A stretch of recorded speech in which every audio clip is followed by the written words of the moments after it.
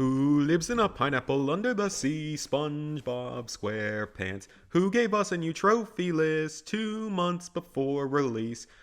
Who has the best Nickelodeon game? SpongeBob SquarePants. When will THQ Nordic release all the rest? Nobody knows. SpongeBob SquarePants. SpongeBob SquarePants. SpongeBob SquarePants.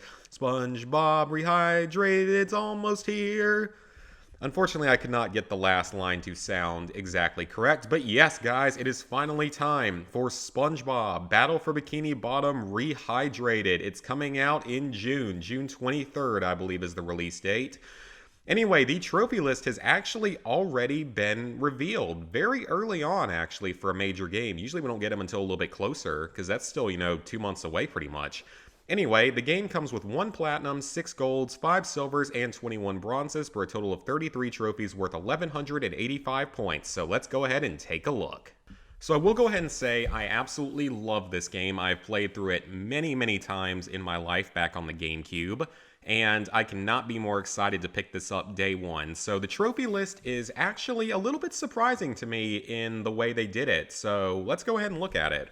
The platinum is Neptune's Spatula. Get all the other trophies in the game, typical platinum. So now we have a lot of bronzes in a row. Jellyfish Jam. Defeat Jellyfish King. He is the boss of Jellyfish Fields, the first area you go to. Spatula Seeker. Collect 10 golden spatulas. Easy enough. Time for tutorial. Collect everything in SpongeBob's house. Presumably that's just the number of shiny objects, of which there aren't too many, as well as a spatula and a sock. There might actually be 2 socks. I can't really remember. I need to look back at a list of all the socks before I start playing this game. Squirrel Smasher, Star Smasher, Sponge Smasher. Defeat 100 robots each as Sandy, Patrick, and SpongeBob. I'm pretty sure that that's going to be unmissable. Life's as extreme as you want to make it. Woo! Clear all the ski slopes in Sand Mountain. That one's going to be a part of your 100%. Nothing to worry about there. Hello, Bikini Bottom. Find all the hidden golden spatulas in Bikini Bottom. Bikini Bottom is the hub world that's broken down into 3 areas. It's pretty easy to get all the spatulas in. Sock Getter. Find 15 of Patrick's socks. There are a total of 80. We will talk more about that later. Surf's Up. Finish the main missions of Goo Lagoon. So just get the main spatulas of Goo Lagoon. That's simple enough. Jellyfishing. Complete Squidward's mission in Jellyfish Fields, which is go to the top of the mountain, get the King Jellyfish Jelly, and bring it back to Squidward after he was stung by jellyfish. Uptown and Downtown. Complete Miss Puff's mission in downtown Bikini Bottom. That is finding I believe it's 11 steering wheels scattered throughout downtown. Hit Rock Bottom. Finish the main missions of Rock Bottom, which is clearing the museum and finding all the missing pieces of art for Miss Puff, because for some reason she's collecting them.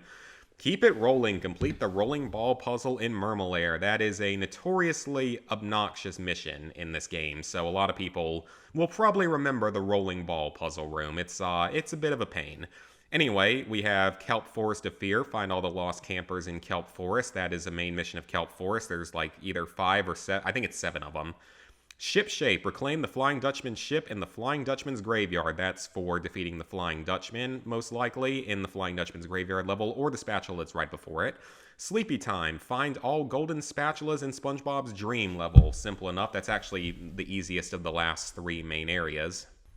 Robot Encyclopedia. Destroy at least one type of every robot in the game while playing the campaign. Bosses don't count. That isn't particularly well worded, but if it's the same as the previous game, then there's only 12 different types of robots, though there might be more in this one.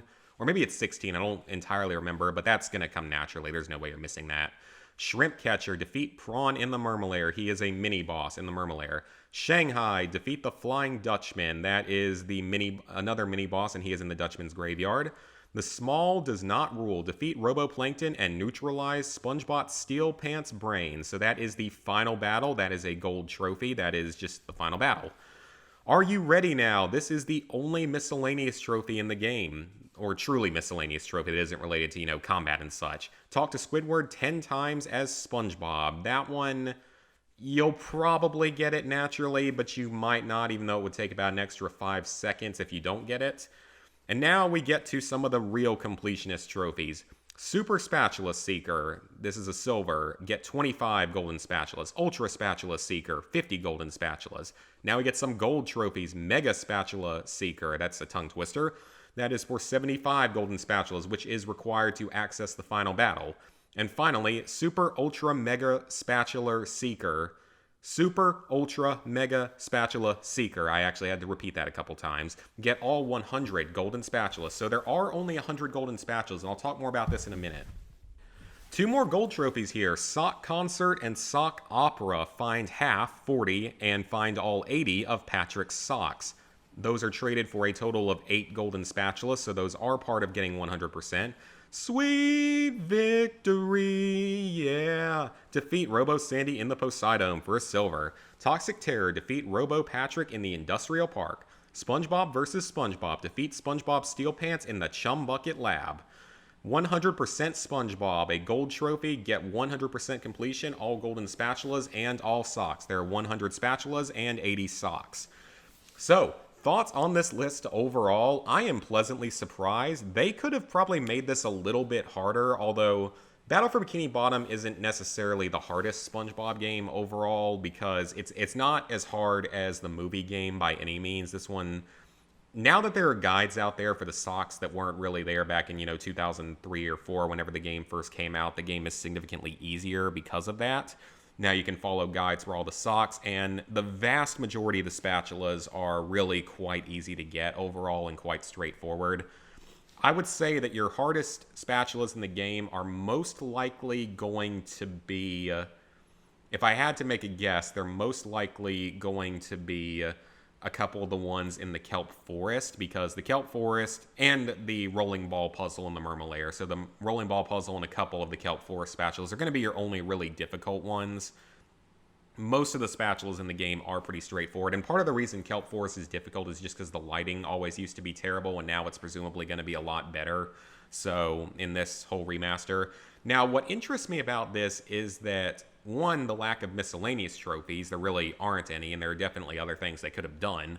But more importantly, there's nothing for the co-op mode, which is really surprising about this because no co-op mode trophies, and as far as I know, the Robo Squidward fight that is new to this game is exclusive to the co-op mode, but I'm not 100% sure on that. And along with that, from what I heard, they are also expanding Patrick's Dream to an earlier concept instead of the sort of joke that it is in the original version of the game. So that might be a little bit harder, but I can't imagine it's going to be anything too terribly difficult. And along with that, they're apparently adding in an extra phase to the final battle, so that's kind of cool that they're adding in extra to that. But anyway, the game releases, I believe, on June 23rd of 2020. It looks to be a fairly easy platinum, probably around a 3 out of 10, purely because of a few of those difficult spatulas. But as long as you follow a guide for the socks, you're going to be good to go. And so yeah, about 3 out of 10 in difficulty, and probably only 10 to 15 hours. It's not a particularly long game. Heck, Shift has been able to speedrun the 100% in the game in under 2 hours. Now that was using a lot of glitches and stuff in the original version of it that probably won't be here this time, including the shiny object stuff. And actually, that's another thing, is the movie theater isn't even required, which is really surprising because that would require you to grind 50,000 shiny objects to get in. So surprisingly, that's not in this unless they like moved a spatula to it or something for whatever reason. So anyway, can't wait for this game to come out. I will definitely be picking it up around day 1. So hope you guys enjoyed the video and see you for the next one.